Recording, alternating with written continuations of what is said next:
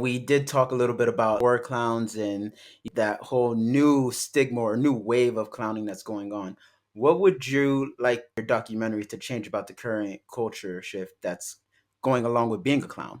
I don't think the doc professes to do away with the horror clowns. I just think we have in America a rich clown history. I think what we're doing right now, we're kind of throwing the baby out with the bathwater. And so we're letting the horror clowns kind of dominate in a way that we haven't seen before. And maybe it's a sign of the times. I mean, if you really look back at a lot of the clowns that we've had in the turn of the 20th century, we had Weary Willie, who was Emmett Kelly. He played like a hobo clown that most people would know, kind of a beard and Mhm. disheveled and kind of bad attire and things clipped with a safety pin. And like he was probably what people saw during the Great Depression. And so it was represented within the culture.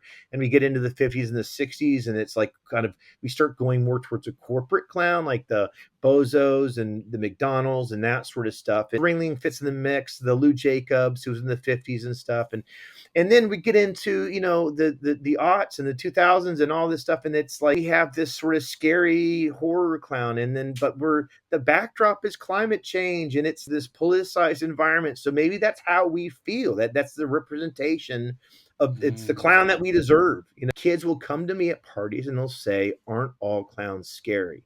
And I feel like, well, I'm not scary, right? Like, no. Oh. I was like, well, I don't think all clowns are scary. And it's like, I understand what you mean.